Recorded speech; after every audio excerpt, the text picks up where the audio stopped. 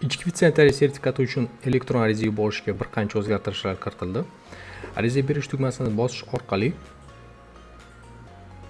bu yerdagi ma'lumotlar, ya'ni birinchi ma'lumotlar hech qanday o'zgarishsiz, ya'ni telefon raqamini kiritasiz, mas'ul xodim, ariza berish hududi,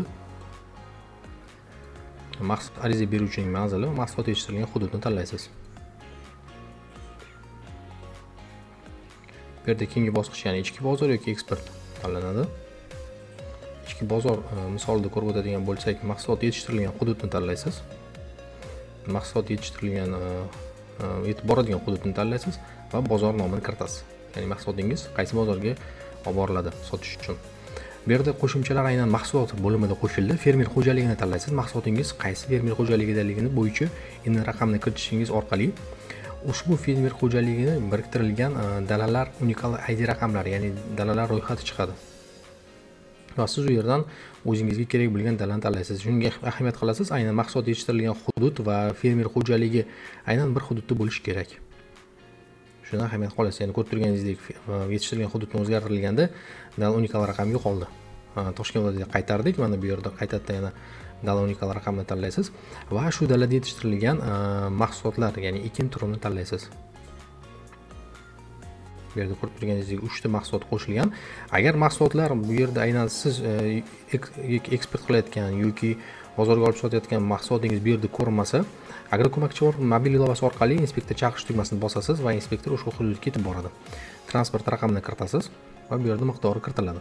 Ko'rib turganingizdek, mahsulot miqdori maksimal deb yozib ko'rsatib o'tilyapti. Ya'ni bu dalada yetishtirilgan mahsulotni miqdorini ko'rsatib o'tishingiz kerak bo'ladi. Ya'ni siz misol uchun 500 tonna mahsulot yetishtirilgan bo'lsa, siz aynan o'sha 500 tonnadan 100 tonnasini olib kirmoqchisiz. Bu yerda ko'rsatib o'tiladi.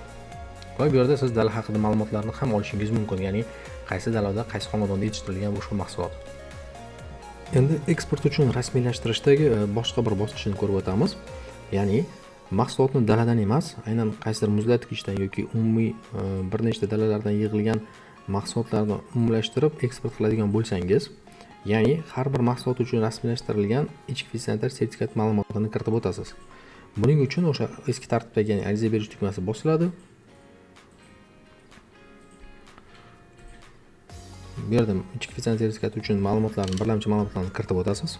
Mahsulot yetishtirilgan hudud, ichki bozor yoki eksport ma'lumotlarini kiritib o'tasiz. Ya'ni eksport uchun bo'ladigan bo'lsa, va bu yerda ko'rib turganingizdek ko'rsatib o'tilyapti.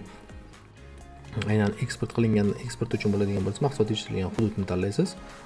Tashqi iqtisodiy faoliyat, masalan, qadoq turi, importyor davlat nomi, importyor nomini kiritasiz va import kontrakt ma'lumotlari kiritib o'tiladi.